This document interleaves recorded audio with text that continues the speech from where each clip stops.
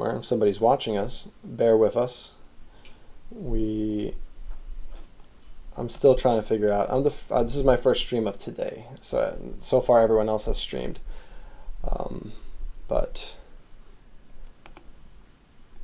So if I go over to the website or YouTube, I should kind of see what's going on, I guess, right? You should, if it's working the way it should be working. It's work. Let's see. Special guest of Portalcon says Ada watching.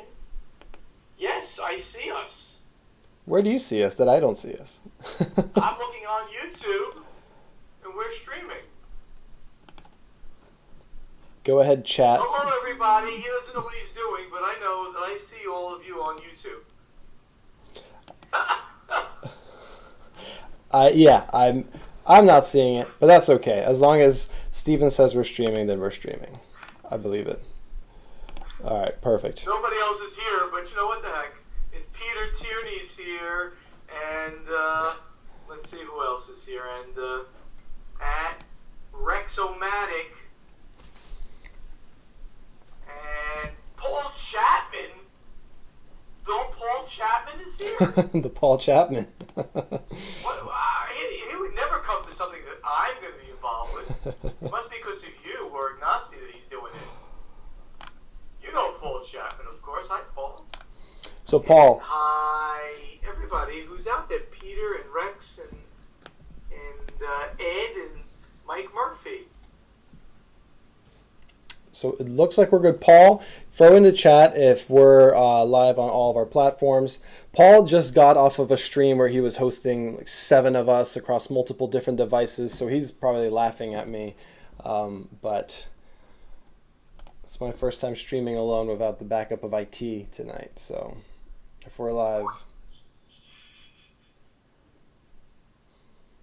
Okay, perfect. All right, so it looks like we are set and ready to go. Hello, everybody. Thank you for joining us. We know it's been a long day. We appreciate you sticking through and all the content we're throwing at you. So I am here with the one, the only, Mr. Stephen Bonacore of Stronghold Games, formerly of Stronghold Games. Come on. Don't retire me too quickly. First of all, I'm in my relaxed Stronghold wear, not the polo. I'm in like what I kind of call it my football or my soccer for American shirt. You know, it still has the logo on it, but it's not the formal wear. But now I don't retire until August 1st, so I'm still there with the company and still doing the stuff, doing all the good stuff. Cool.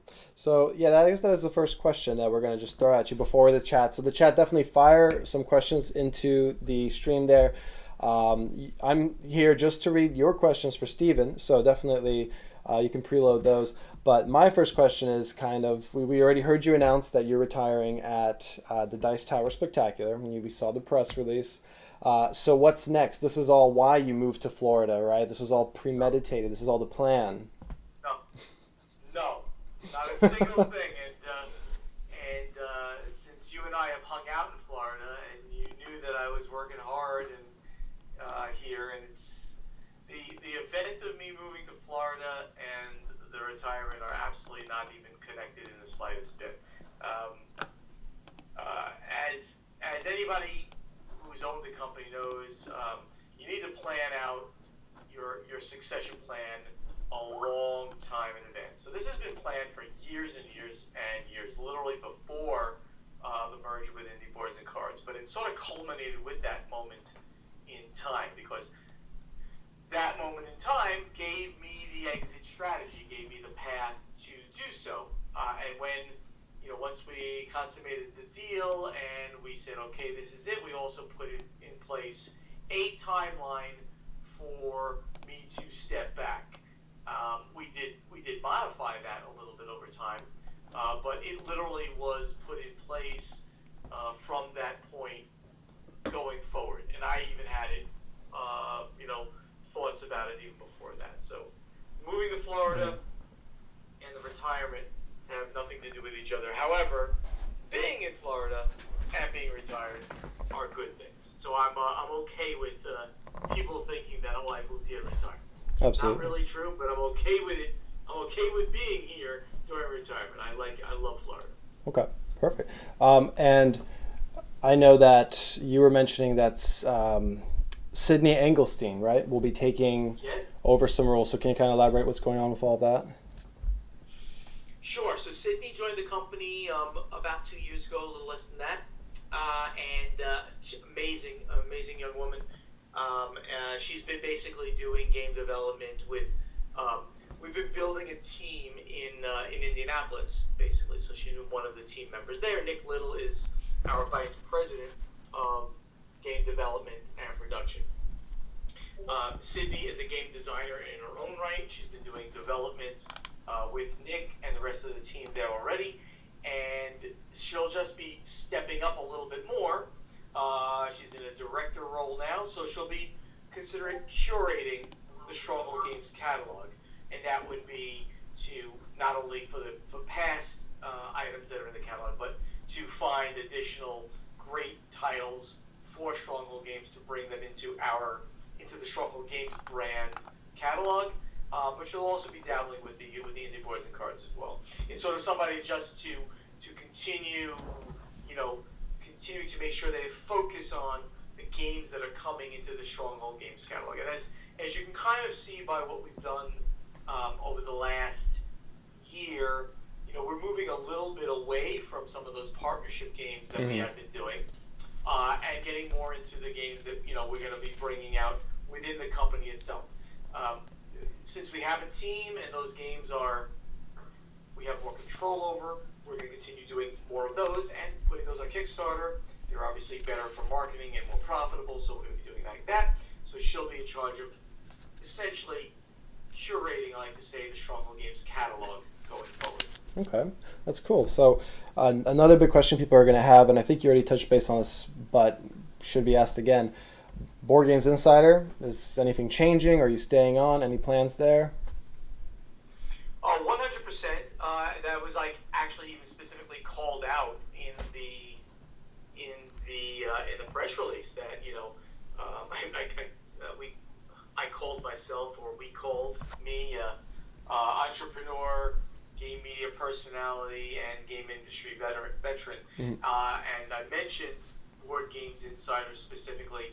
Ignacy and I have no plans of stopping that podcast. It is, it's just a great way for us to kind of give back to the community. I think that we do everyone a service. Not only have we been doing Stronghold Games a service and Portal Games a service, but I think for gamers out there who just kind of want to understand, well, how does the industry work?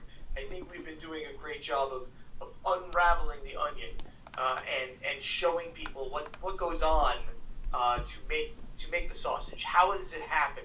I love doing it. I'm going to continue doing it. There's no to that. In fact, what I've said or implied is that I'm going to go into additional parts of game media going forward. Nothing specific at the moment, but the obvious thing would be to get more involved with the Dice Tower, to get involved with Board Game Geek. Those are the two largest of the game media outlets. So along those lines would be a second part of continuing with game media. There'll be no more publishing in my future, but there definitely can be more being involved with the media section of the industry. Sure. Perfect. Awesome. I realized we didn't really we jumped right into it because I was very focused on what was happening with the managing of the stream. So I didn't even really say hello, everyone. Again, thank you for joining us. I'm Luke. I'm the director of operations for Portal Games US. Obviously, we've got Stephen Bonacore here as a special guest. We'll be chit-chatting about his latest announcements, his future, his plans, all that kind of stuff. Do let me know if everything is coming in okay, if the volumes on my side are coming in okay, if you guys can hear Stephen okay. If there's any other issues you maybe are seeing, throw that in the chat. I'll do my best to address it. So aside from that, Stephen, so you kind of already touched base on this, but somebody was asking if you're going to be getting into any other publishing endeavors, and you said very clearly that's not No, what you're very, focusing very on. clearly, that's not going to happen. It would be Okay. very disingenuous for me. First of all, I still have a stake, of course, in indie game studios, right? The merged companies of Stronghold Games and Indie Boards and Cards. So there's zero chance of me staying in publishing or being part of another publishing house. No chance. Zero. Retirement to me is retirement. With the press release of stepping down, it specifically says I am retiring.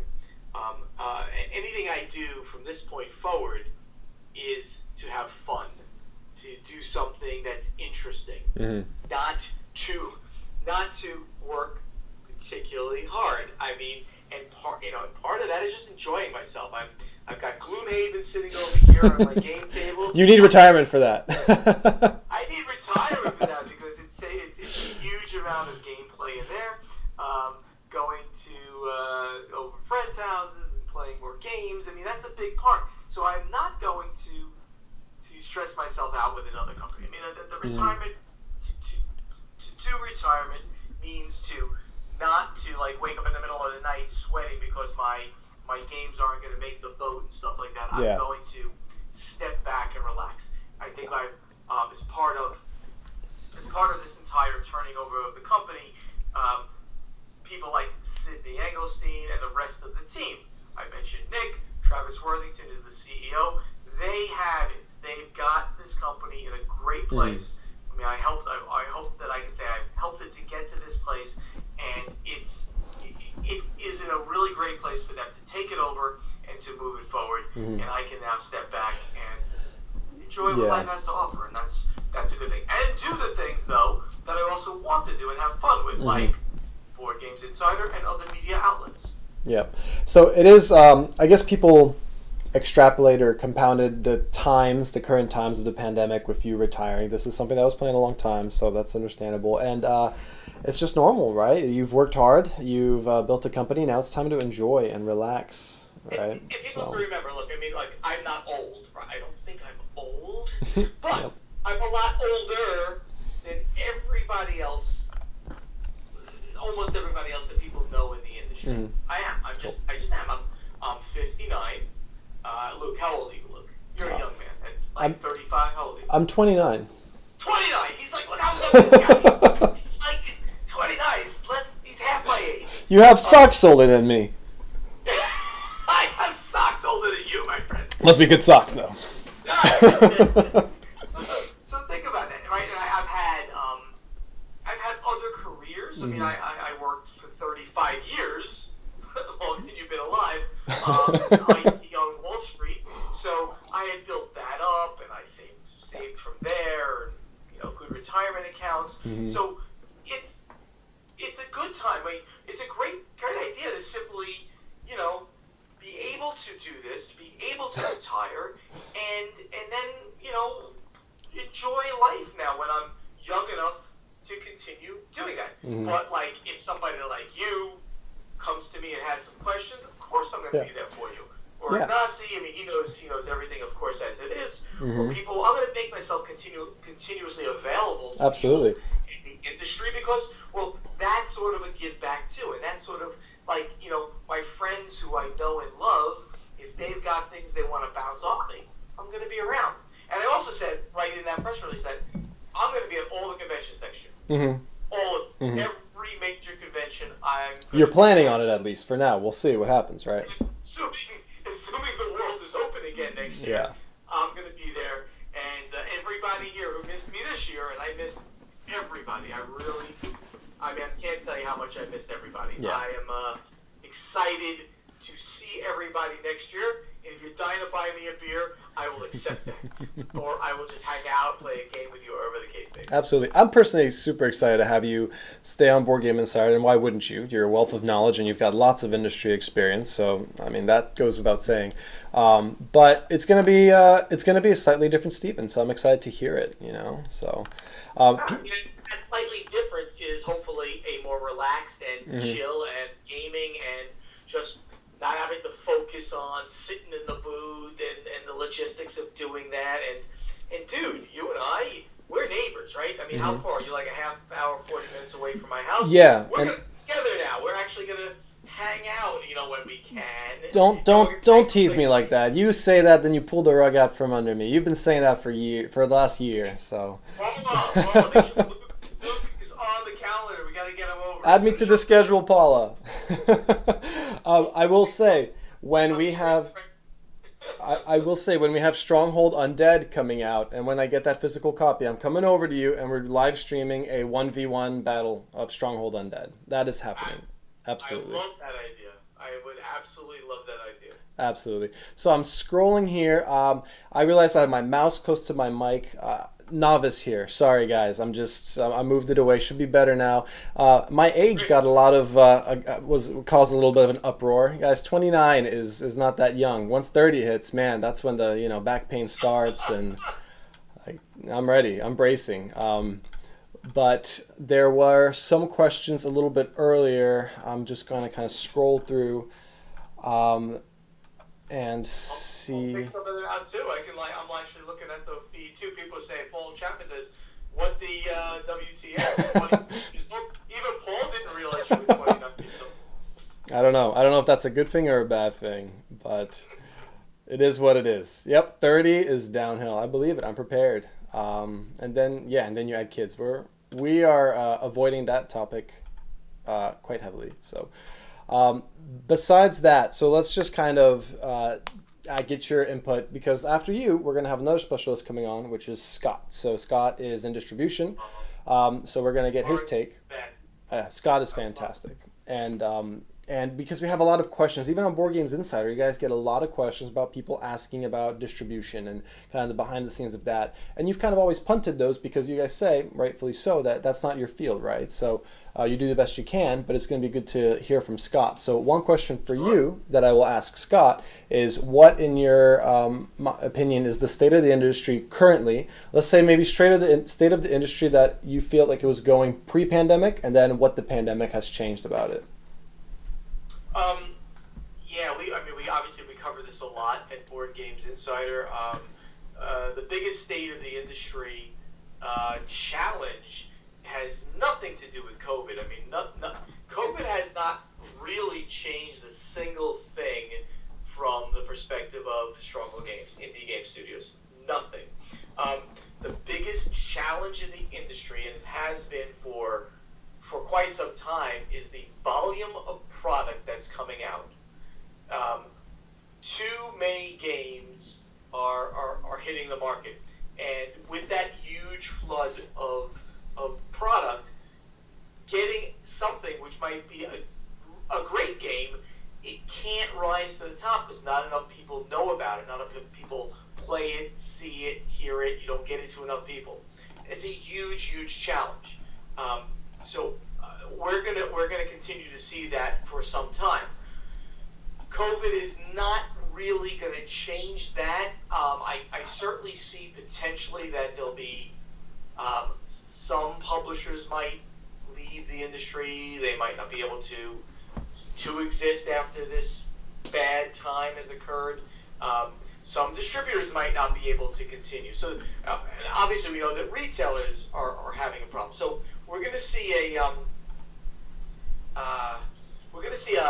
effect across all of the different tiers, and a retrenching, I guess. So we might see less publishers, therefore somewhat less product. We might see less distributors, meaning the product will be able to flow a little easier with less distributors, not worse. Mm-hmm. And retailers are going to be very problematic because we really need retailers to create the game communities. And I've been very big, by the way, and I think some people have heard my voice over the last 15 weeks talking about backing the comeback. There's been this thing, backthecomeback.com, is going on right now. People can go to that website, backthecomeback.com, where you can go, and the whole movement is to make sure that the retailers come back and they come back strong. And right now they're running a charity auction at that website where you can bid, and that money goes to gamers' charities. So it's something that people can do. But in general, we need to strengthen that tier. That's the most hard hit tier of everybody. Sure. Yeah, I know that we did a kickback for the last 3 months of the lockdown. So the community really stepped up for that. We got a lot of retailers that took advantage of that, and they had their codes. So that worked out fantastic. How many games do you have that are unplayed on your shelves that you're going to be finally getting to? Because that you're doing what all of us, all of me and my friends are saying is we're getting all these games when we retire. That's when we'll finally get to them. When we retire, we'll finally play them. So a little bit longer for me, but I have a 30-foot wall here. I know that for a fact because I actually measured it with my Calyx shelves. And there's a substantial number of games behind me that have not been played. How many will be played? I don't know, but I'm certainly going to cut through a bunch of the ones I really wanted to, like Gloomhaven, which is sitting over here. Paula and I are in the midst of a Gloomhaven campaign. Betrayal Legacy is up there. I'm dying to play that. So there's some epic games that I'm going to get to the table more as I retire. And, of course, War of the Ring, my single #1 game of all. I'm going to get back to the table, and I've already challenged Jason Levine to play me, and Jason Levine is the gaming machine, and if I can beat him at this, I know that I'm a real contender. Absolutely. Yeah, you're gonna be keeping busy. It might be time for a Stephen Bonacore Twitch channel so you can live stream all your plays. We'll see. Cool. Let's see if the chat has any other questions popping in. We're not going to be interviews until 10. We're only going to be interviewing here for another 35 minutes or so. It's just, we're just giving everyone else an intermission from the gameplay. I know that Steven has promised me that we'll get together and play. The last time we played, I think, was a detective, right? When I do a detective demo for you. It's terrible that we haven't got together in over a year. We're so close. I feel terrible about that, but without a doubt, we definitely have to do that again. And I hope either here or by you, whatever the case may be. Let's really make it a point that we do that. I'm moving to Boynton, right? Did you tell me that? I'm getting a little bit closer to you every once in a while, just little steps. Where are you moving to? So, I'm going to be right near Renaissance Commons, where you were, kind of near that area. I Congress and Minor. Minor. When I first moved down, so you're going to be less than 15 minutes away from my house. Yep.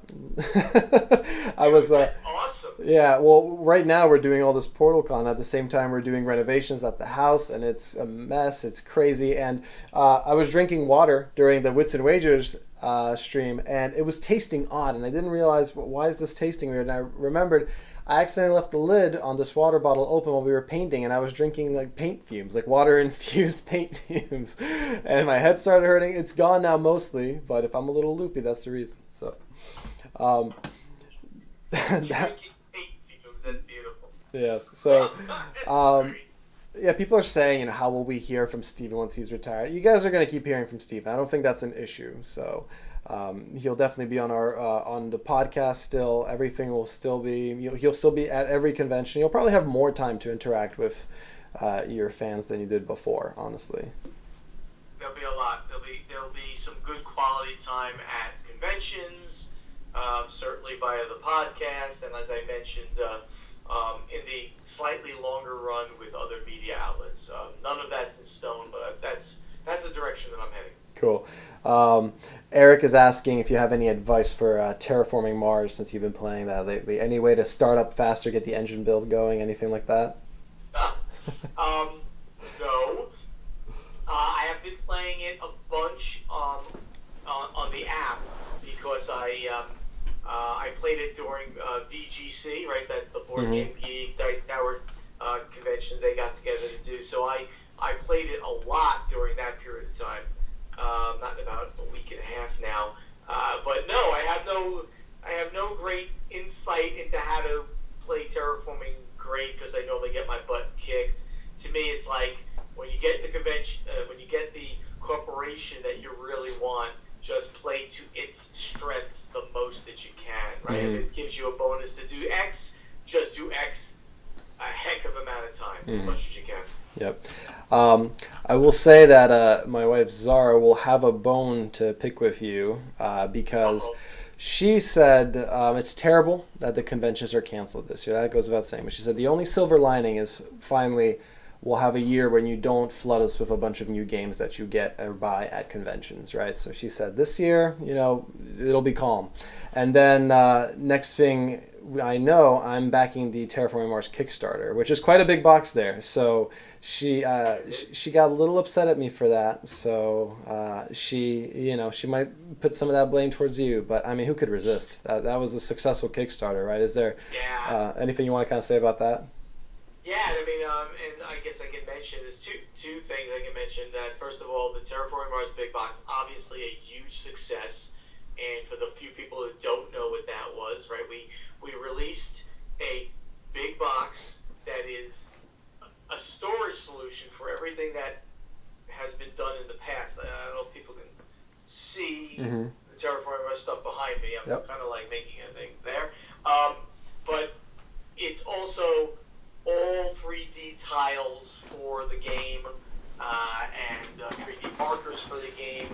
It's absolutely gorgeous. It's sort of like my magnum opus. It's the final thing that I was really truly involved with Mm-hmm. before leaving the company, and the product itself is going to be stunning. And you can now, if you'd like, you can late pledge and get it and all of the stuff associated with it. So if you go over to Kickstarter.com and go to Terraforming Mars Big Box, you can bid for that. There's several different types. There's also this kind of small box, we called it, where you just get all the 3D tiles, and there's the big box where you get the 3D tiles and the big storage solution and everything that is part of it. Mm-hmm. So you can pick and choose what you like. Also, right now, what we have going on, it's still going. It's not even ended yet. It's Not Alone Sanctuary, Oh yeah. Mm-hmm. and that is an expansion for, again, one of my favorite games in my catalog, Not Alone, which is an amazing one versus many game. One person's playing the creature, who's a malevolent entity on the planet, and he's trying to suck the will away from all of the other players. The players have crash landed on this planet. They're trying to survive, and that malevolent is trying to suck their will away. You get to go to locations to use the powers of the location. That's the general idea. Now with Sanctuary, it adds several layers to the game where the creature can evolve and get more powerful, and the players can create this floating city called Sanctuary and fortify it, giving them a second win condition in the game. That's going to be going on for another 4 or 5 days maximum.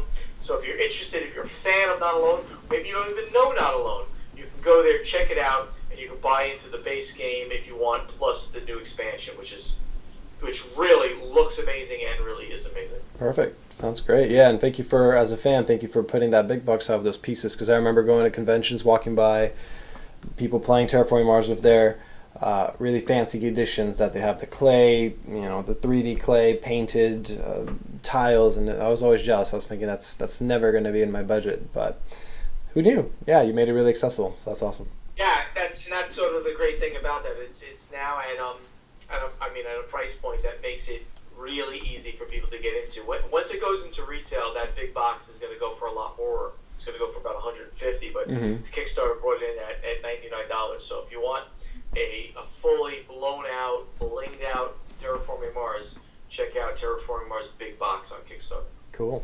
Steven, anything else you want to say before we move on to our next guest? No, thank you everybody for coming here and late on a Saturday evening and hanging out, and thank you for joining Portalcon. This is great. Mm-hmm. I appreciate being the very special guest of honor, which I know that was my official title to this convention. Very special guest of honor. Very right? special, always. Perfect. All right, man. I'll see you soon. We're going to get to our next call. Thanks again for coming on. All right. Thank you, buddy. Take care. Bye. All right, everybody. So let me make sure. So let's fix the lighting in here because I'm saying that's not great. Hey, Google, office lamp on. Perfect. Now you can see my face. Then I don't know how good that is. That might not actually be a good thing, but There we go. All right. Yes, we all need more Steven in our life. That's for sure. So um, let's try to get the next call in. Hopefully, I can patch that in the meantime, guys, thanks for being here. I know it's late. I know it's been a long con. Hopefully, you had some fun seeing some of the events. Tomorrow's another day. We're starting bright and early at HQ with a tour of HQ with Ignacy. If you have any questions about lightning deals, flash sales, anything like that, you can fire them into the chat after we finish up with our next guest. I'll take some time to answer those questions as well. And if you can give us a like or retweet or follow, just spread the word for Portalcon. We have another big day tomorrow, so it's a good day. If somebody missed the first day, they'll still have a lot of content to catch. So let's try to get our next guest in.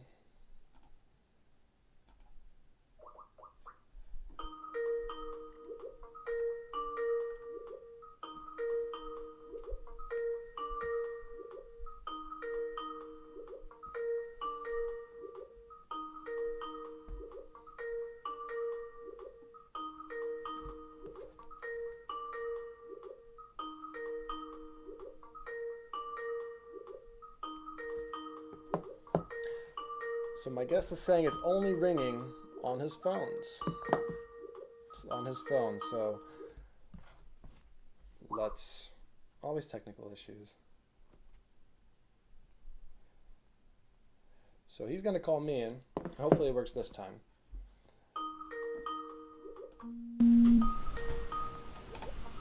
Hello, hello. Can you hear me? I can hear you. Can you hear me? I can hear you.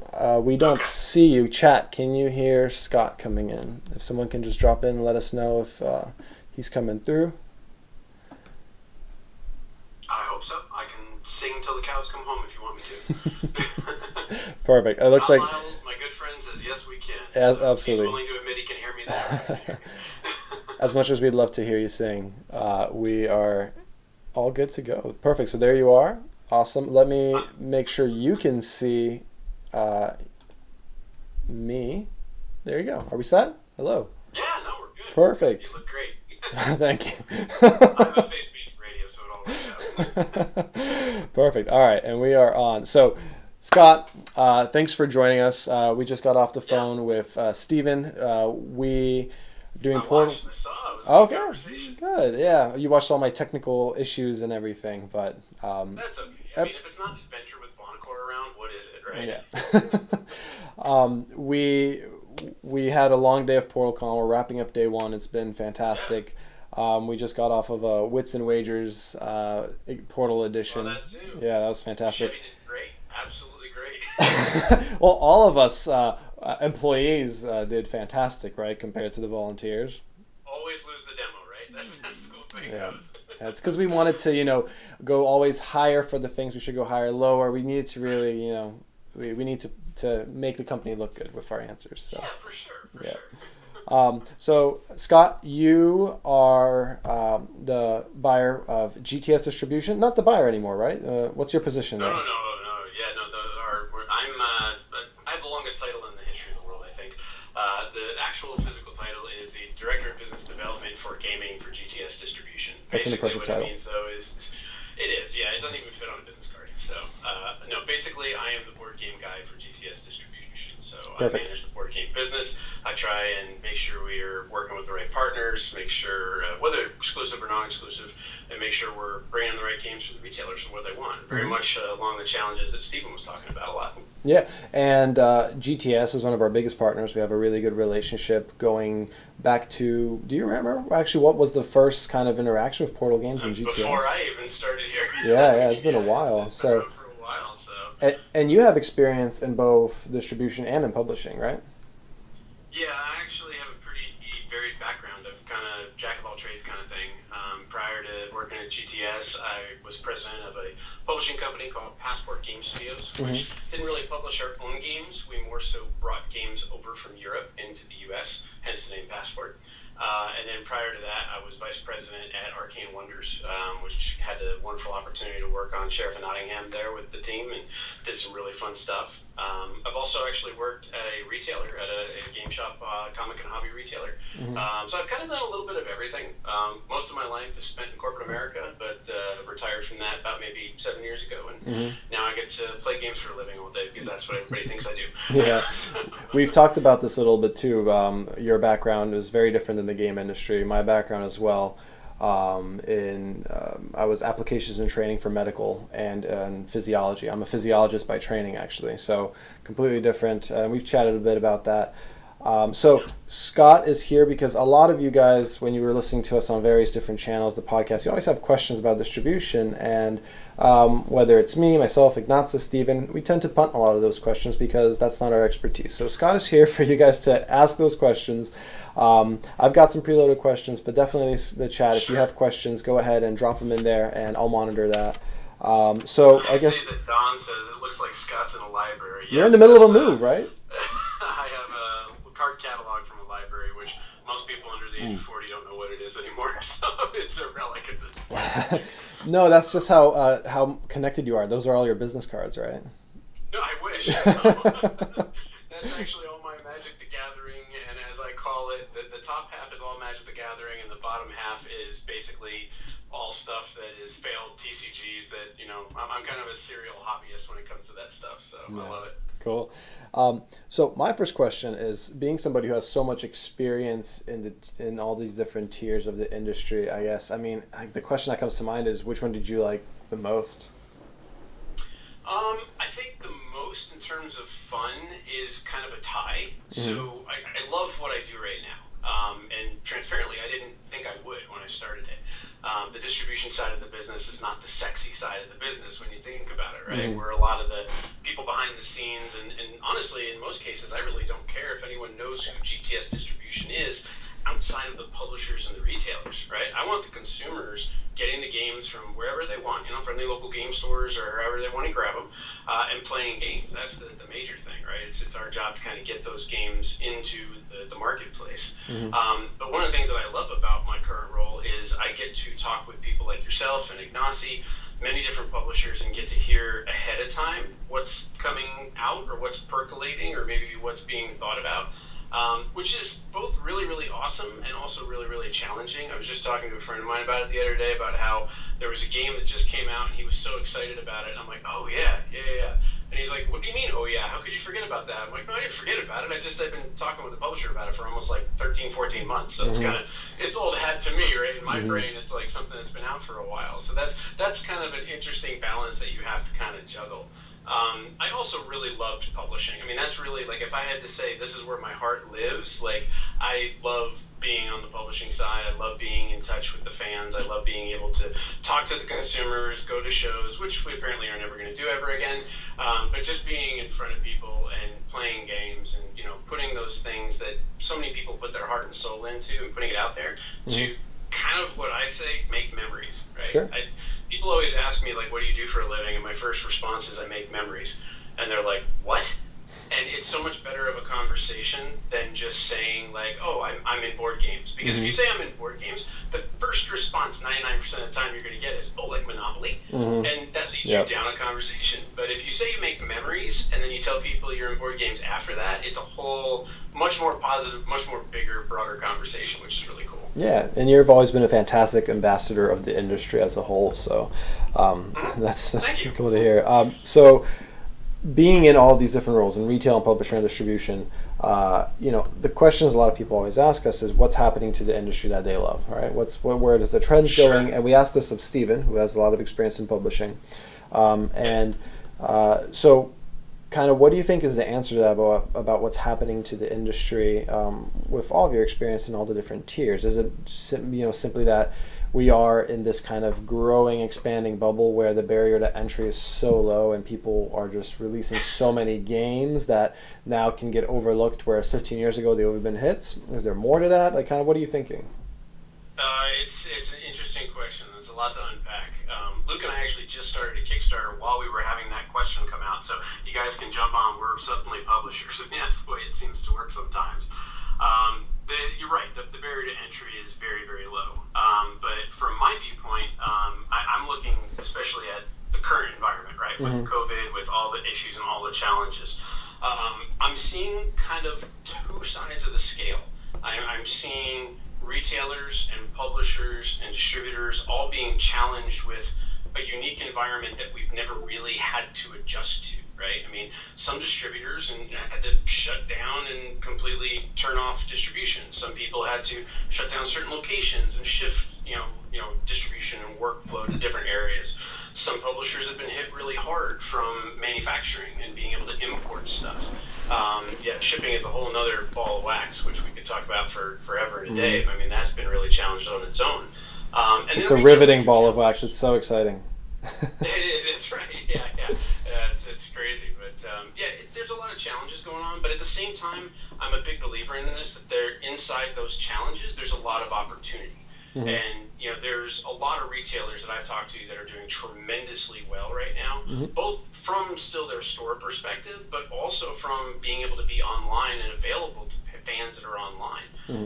I talked to one retailer who literally has like quadrupled the business that he's been doing normally on his online store, which is just his store.com kind of thing, and that's like tripled to quadrupled in the last 3 months alone, just because of people being in quarantine wherever they may be in the US or anywhere. I mean, this is a worldwide thing that we've been dealing with, and wanting to have some type of entertainment that's both affordable but broad, right? Something that you can play with your spouse or your partner, or something that you can play with your family and your kids and things like that. So I think that there's definitely been cases of really, really good successes and really, really, really hard challenges, which has been tough for the industry as a whole, I think, because usually you want the answer to be in the middle, right? Yeah. when you go to two extremes like that, there can be a lot of guardrail to guardrail type decisions going on. So I definitely think long term, I don't think COVID is going to affect the low barrier to entry. I think crowdfunding has enabled that and enabled people to be able to be very easily gotten into this, as a publisher. I think it will see some casualties of war, I guess is the easiest way to say it. I think there will be some publishers and some retailers and some distributors that either lose out and maybe aren't in the industry anymore, or at least kind of decrease, their impact and things like that. But I definitely don't see it like slowing down the amount of games. While there have been some publishers who have been taxed with timing and stuff like that, we're still seeing quite a good amount of games, being released and being talked about for sure. So yeah, and people have asked us about how this has affected us, and we've had some challenges. We had to adapt a little bit, but overall, I mean, it's things change and you adapt, but it's nothing dire. We're okay as far as that. Yeah. If there's anything I do know, whenever there's an economic stress point, board games do well, right? Because and obviously we've never had anything like this in the history of the world, where we're all like crammed into our houses and apartments, and that's where we gotta live. But we when 2008, 2006, 2008 period, when the economy went down in the U.S., board game sales went up. And that was really kind of like the golden age of board gaming right there. It was between like 2008 to 2010, starting to really like boost some of the major players in the industry. So while it's it's something I wouldn't wish on my worst enemy, I don't want anyone to have to deal with this COVID stuff at all. From an economic and business standpoint, it's definitely been a boom for the industry overall. Yeah, so. And I don't know if this has changed over the past 3 months or the past year or so, but I know that when I talk to a lot of people about what I do, the answer isn't as often just Monopoly anymore. A lot more people are aware of games like Azul. They're aware of games like Sushi Go. They're aware of code names, things like that. Catan? Yeah, absolutely. Yeah, absolutely. So, moving away from a little bit of the industry, one of the questions was, what is one of your favorite Portal games, or your kind of gaming experiences with Portal? You know the answer to that. I know the answer. They don't know the answer. Imperial Settlers, hands down. Okay. That is in my top 5 games of all time. It's my favorite Portal game. Absolutely love it. I would play it anytime, anywhere. Somebody says, let's sit down and play it. I think my wife and I, just 2-player alone, have probably played that game close to maybe 40 or 50 times. And that doesn't count the 3 and 4 player times that I've played it as well. So it's just super fun, super cool, and if I get a chance to play for an hour and a half as the Barbarians, I'm usually pretty happy. Cool. Awesome. And I think you've got. Did you ever get Rise of the Empire? I sent it to your old address, so I don't know if you got it to the new one. It hasn't made it here yet. Yeah. Oh, I'm sorry to hear. Sees the mess behind us. Like, we just recently moved. My family and I moved from Austin, Texas, to Kansas City, Missouri. So we're still kind of like unpacking and trying to deal with all that. But I can tell you, there's no better time to move than in the middle of a pandemic. It's so much easier not. So, yeah. We'll be doing it next weekend. So yeah. Yeah. No, we should be getting it soon. So. Cool. So another question that came in is, in your opinion, how is Asmodee North America positioning to become a distributor, maybe have more involvement in that role? How is that going to potentially disrupt or influence the industry? Oh, sure. That's a good question, actually. That's somebody who's very plugged in and knows what's going on. To say that they're going to, I think that ship's kind of sailed, right? They're already here. They, have been in a partnership with Alliance Game Distributors for a long time, and very successful partnership for both companies. They just recently, back March timeframe, announced that they were shifting to work with ACD Distribution away from Alliance, which again, great company, good partnership, I'm sure. But they're also doing their own distribution as well, right? From them direct to retailers too. It's hard to say exactly what impact it'll have on the industry. I mean, I hope, and this is just speaking as someone who was, divorced from a situation, not an employee of Asmodee by any means whatsoever, and don't have any inside information about it, but I would hope that it would basically mean that more of their games are more readily available to retailers. It allows them to work with ACD and work on their own from a direct sales perspective to get games into players' hands, because that's ultimately the best thing that can happen from any type of partnership like that. I think it will definitely be a taxing situation if you're a smaller a smaller distributor. There will be some things that, you may lose out on some opportunities to sell to retailers because they're, wanting to work with Asmodee direct. But by no means at the end of the day, is Asmodee the only, source for games in America, let alone the entire world, right? Yeah, as you were saying before, there's lots and lots of publishers out there, lots and lots of great games that are out there, and I think at the end of the day, just fingers crossed that it's hopefully a very good thing for the industry. So. Yeah, and like I said before, GTS is a really strong partner of Portal Games, and things are shifting, and the way people buy games are shifting. Whether it's I hear a lot of people in the business sphere say that COVID won't change things; it'll just accelerate them. It's an accelerator. But one thing it's doing, and one thing that's changing is also, the relationship we have is strengthening too, because we're thinking of all these different initiatives and programs that we can implement for retailers to take, to have an easier time accessing games, or to have lower risks, or to do all these different things. So we're definitely, by no means is anyone saying that, this is making publishers only want to sell direct now and only online sales. That's not. Right, that's not the reality. That's just one piece of the puzzle, right? Absolutely. I mean, there's so many different markets in the U.S. right now, and they all have to kind of be handled differently, right? I mean, there's always going to be opportunities that are best for you and the person you're working with to sell direct. There's going to be better opportunities through distribution. There's going to be different opportunities direct to consumer, right? I mean, there's people buy from so many different places and so many different reasons, right? There's some people like myself. I'm a big fanboy of certain publishers, as being somebody in the industry, and when they do something, I want to buy their games.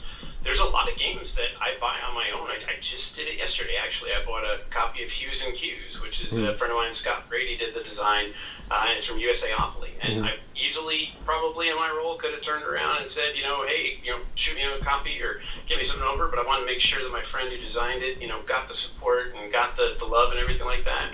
There's a whole bunch of different reasons why people buy and where they buy from. So, and I did get it from my local friendly game store, actually, Mission Games, which is pretty awesome. Yeah, absolutely. I do the same thing. That I noticed that very early. Like now at this point, whenever I want games, I just want to purchase them from the distributor. It just feels, or for the retailer or the publisher, it just feels nice to actually, contribute and fit into that chain. So, for sure. Anything else here you want to talk to our viewers? We had a question come in about somebody was saying, there will be consequences to Asmodee's policy for game missing pieces, damaged pieces, and that's that's definitely gonna policy change on that. Yeah, I mean that's tough, right? Because at the end of the day, most people look at a publisher as the person kind of responsible for support for a game, right? And Asmodee is not just the publisher, right? They're a very, very large company that handles, I mean, multi-million dollars worth of accounts and products and things like that. But so I can understand why they would do that. Yeah, the way we were handling, the way we still, Portal Games, for example, handles damaged and missing pieces, things like that, is still not a very mainstream approach, right? It's still a approach that mirrors a smaller industry, right? You don't have this a lot with, large tech companies and large book publishers and all of that. So maybe it's just one of the signs of the industry getting a little bit more mainstream with the largest company within the industry making these changes. So, there's going to be pluses and there's going to be minuses, right? Yeah. Thank you so much, Scott, for joining us. I'm always happy. As Steven said, he was the special guest. I really appreciate you making me the guest. It's amazing. I won't tell Steven though, so if he's watching, hopefully he's got it on mute. He doesn't hear it. He's the specialist of guests. Yeah. Thanks so much. I'll talk to you soon, and have a good rest of your evening. Rest of the con. Yep. Thanks. Bye. Take care. So. Let's switch this. Perfect. So thank you guys for watching. Next up, we have Paul from Dicey Reviews and David. They're going to be playing Rise of the Empires. If you have any questions about anything regarding today's cons, the online shop, anything like that, you can fire them into the chat real quick for another couple of minutes. I'll stay on. Aside from that, thank you guys so much for the first day. This has been fantastic. Oh, there's a big echo.